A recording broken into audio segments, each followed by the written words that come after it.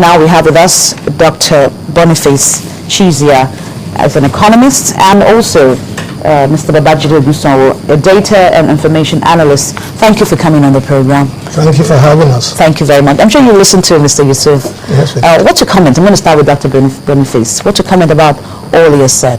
Well, I think that's the issue of budget implementation. I think there's a lot more to it than what you just said. I think it's a lot more than just assumptions and so on and so forth. I think that if you look at the budget process in this country, even you start from the domiciliation, where the budget office is domiciled, for instance, is it the place it should be domiciled? I mean, you could question this. The budget itself is part of the plan, and so if you really, there was a time we had a discussion here, and we were saying that ideally, the budget office should be with the Ministry of National Planning, and then you go back to the fact of when budget preparation, how do you prepare the budget? And so you have your medium-term expenditure program, and which ideally your budget of the first year and the first year of your this medium-term expenditure program should coincide. You have issues with this ones. Have issues with submission. When this is submitted, so the budget is submitted and then the approval process, and then the issue also, I think that is very fundamental, who really has responsibility for budgeting? I think that has not been answered. Okay, I'm sure you would give us some answers, or what do you think should be the answer in the program? Let me now hear from Mr. Ogunsanwo. How would you describe Nigeria's budgeting system? The narrative is that over the past 53 years, especially from the early 1970s to date, the budget has been determined primarily by how much we make from sales of oil. So whenever the global challenges with oil pricing and oil sales, it affects our budget.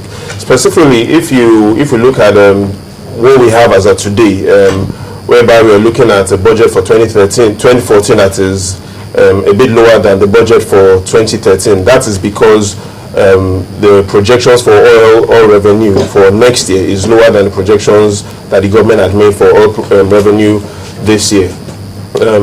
Going forward, historically, we've had about 12 instances where oil revenue has contracted in the country.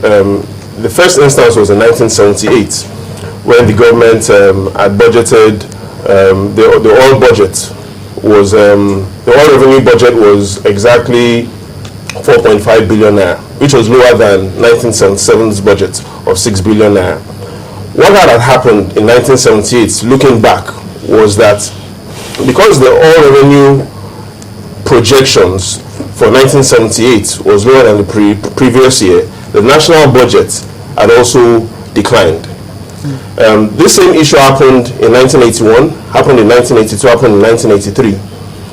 It also happened in 1986, whereby the budget for oil revenue had shrinked. In the 1990s, in 1993 and in 1996, we had similar issues where there was a shrink in oil revenue projections. In the 2000s as well, which is the most recent case, in 2002, we had lower oil revenue projection. In 2007, same issue had happened. In 2009 and 2012, we had lower oil inflow. What this, the way this impacts the national budget and impacts the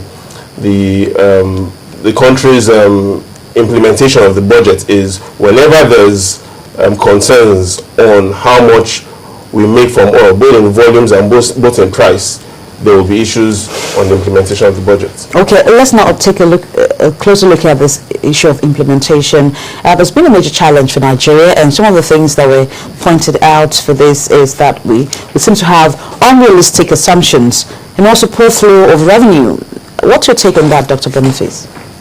Well, I think that's assumptions. If you have assumptions in the budget, do you think that we have unrealistic assumptions? No, I don't think so. But we had issues with assumptions. Take, for instance, the critical one, the benchmark for the price of petroleum product, like you just alluded, which is critical. And if you look at that, you find that what is happening is that the thing has been politicized to a large extent. If you look at what has happened, look at what is going on with the 2014 budget. what we assumed last year, we're not being able to achieve. We're not being able to achieve $79 a barrel. We're not being able to achieve it. And we are still insisting that we have to do that. Now, there's no country in the world. The presidency submits its budget and says, well, let's assume a benchmark price of $74 a barrel. The Senate says 76.5, and House says we will keep it where it was last year. And you say to yourself, first of all, it was there last year, we're not achieving it now. The results are out there. We have so many reasons why that is the case. You have vandalism and so on and so forth. As the father alluded to, the cost of this development. And then, but if you realistically look at it, the oil market is very sensitive. The rapprochement that the international community is now trying to have with Iran, just over these few days, has impacted the oil price, because Iran is a big player in the oil market, and it's not being allowed to have that effect because of their sanctions. And so people now see that Iran is going to come back, and there's going to be so much supply into the market, and the price is very sensitive. And so, and I've been on record, I've said it severally, that it's better to manage surplus. And so you now have your sovereign wealth fund, which is there, and there's no OPEC oil-producing country in the world that doesn't have a warehouse where you don't want to do the thing cynically like we've done in the past. It comes and you spend the money, whether it was budgeted for or not. Okay, so you say, look, when it's over and above what the benchmark price, but it's over in excess of this, let's put it somewhere and put it aside for a rainy day. But then that's a politicization. People say, look, that money is being put there for the presidency to use to fight the 2015 election. Well,